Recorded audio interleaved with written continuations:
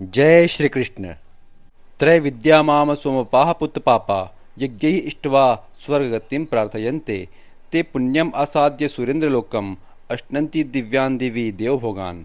जो वेदों का अध्ययन करते हैं तथा सोमरस का पान करते हैं, वे स्वर्ग की प्राप्ति की गवेषणा करते हुए प्रत्यक्ष रूप से मेरी पूजा करते हैं। वे पाप कर्मों से शुद्ध होकर इंद्र के पवित्र स्वर्गिक धाम में जन्म लेते हैं, जहाँ वे देवताओं के समान आनंद भोगते हैं। त्रय विद्या का अर्थ है तीनों वेद, अर्थात सामवेद, यजुर्वेद तथा ऋग्वेद। पूर्व काल में वेद के तीन ही भाग थे, चौथा विभाग बाद में हुआ है। जिन्होंने इन तीनों वेदों का अध्ययन किया है वे त्रिवेदी कहलाते हैं। जो इन तीनों वेदों से प्राप्त ज्ञान के प्रति आसक्त रहता है, उनका समाज में आदर होता है।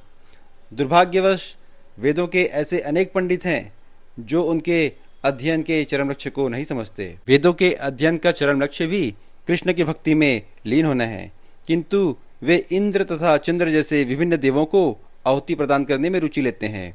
ऐसे प्रयत्न से विभिन्न देवों के उपासक निश्चित रूप से प्रकृति के निम्न गुणों के कलमश से शुद्ध हो जाते हैं। फलस्वरूप वे उच्चतर लोकों को, जैसे महरलोक, जनलोक, तपलोक आदि को प्राप्त होते हैं। एक बार इन उच्च लोकों में पहुंचकर वहां इस लोक की तुलना में लाखों गुना अच्छी तरह इंद्रियों की तुष्टि की जा सकती है। किंतु सारांश यही है कि कृष्ण की भक्ति में लीन हुए बिना वे उच्चतर लोकों को तो प्राप्त कर सकते हैं, किंतु कृष्ण के परम धाम गोलोक को प्राप्त नहीं कर सकते। ते तम भुक्त्वा स्वर्गलोकम विशालम क्षिणे पुण्ये मर्त्य लोकम विशन्ति एवं त्रयी धर्मम अनुप्रपन्ना गता आगतम काम कामा लभन्ते। इस प्रकार जब वे उपासक विस्तृत स्वर्गिक इंद्रिय सुख को भोग लेते हैं और जब उनके पुण्य कर्मों के फल का क्षीण हो जाता है, तब वे इस मृत्युलोक में पुनः लौट आते हैं।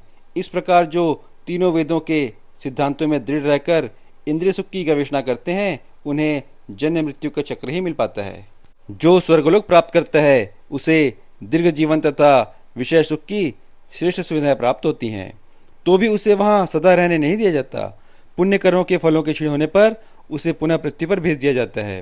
वेदांत सूत्र में कहा गया है, जिसने पूर्ण ज्ञान प्राप्त नहीं किया या जो समस्त कारणों के कारण कृष्ण को नहीं समझता, वह जीवन के चरम लक्ष्य को प्राप्त नहीं कर पाता। वह बारंबार स्वर्ग को तथा फिर पृथ्वीलोक को आता जाता रहता है, मानो वह किसी चक्र पर स्थित हो जो कभी ऊपर जाता है और कभी नीचे आता है। सारांश यह है कि वह वैकुंठ लोक न जाकर स्वर्ग तथा मृत्युलोक के बीच जन्म मृत्यु के चक्र में घूमता रहता है। अच्छा तो यह होगा कि सच्चिदानंदमय जीवन भोगने के लिए वैकुंठ लोक की प्राप्ति की जाए, क्योंकि वहां से इस दुखमय संसार में लौटना नहीं होता। अनन्याः चिन्तयन्तो माम ये जनाः पर्युपासते तेषां नित्य अभियुक्तानां योगक्षेमं वहामि अहम्।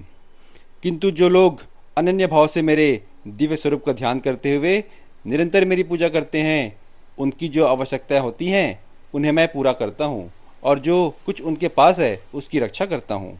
जो एक क्षण भी कृष्ण भावना अमृत के बिना नहीं रह सकता, वह 24 घंटे कृष्ण का चिंतन करता है और श्रवण, कीर्तन, स्मरण, पाद सेवन, वंदन, अर्चन, दास्य, सख्य भाव तथा आत्मनिवेदन के द्वारा भगवान के चरण कमलों की सेवा में रत रहता है।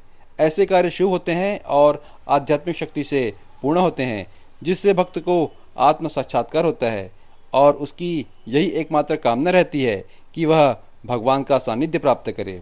ऐसा भक्त निश्चित रूप से बिना किसी कठिनाई के भगवान के पास पहुंचता है। ये अपि अन्य देवता भक्ता यजन्ते श्रद्धया अन्विताः ते अपि मामेव कौन्तेय यजन्ति अविधि पूर्वकम। हे कुंती पुत्र, जो लोग अन्य देवताओं के भक्त हैं और उनकी श्रद्धापूर्वक पूजा करते हैं, वास्तव में वे भी मेरी ही पूजा करते हैं, किंतु वे यह त्रुटिपूर्ण ढंग से करते हैं। श्री कृष्ण का कथन है, जो लोग अन्य देवताओं की पूजा में लगे होते हैं वे अधिक बुद्धिमान नहीं होते। यद्यपि ऐसी पूजा अप्रत्यक्षतः मेरी ही पूजा है। उदाहरण के लिए, जब कोई मनुष्य वृक्ष की जड़ों में पानी न डालकर उनकी पत्तियों तथा टहनियों में पानी डालता है, तो वह ऐसा इसलिए करता है क्योंकि उसे पर्याप्त ज्ञान नहीं होता और वह नियमों का ठीक से पालन नहीं करता। इसी प्रकार शरीर के विभिन्न अंगों की सेवा करने का अर्थ है आमाशय में भोजन की पूर्ति करना। इसी प्रकार हर एक को परमेश्वर की ही पूजा करनी चाहिए। भगवान कृष्ण की पूजा करने से उनके अंग रूपी विभिन्न देवताओं की पूजा भी स्वतः ही हो जाती है। गीता के श्लोकों को क्रमशः सुनने के लिए आप हमारे प्लेलिस्ट पर जा सकते हैं। राधे राधे।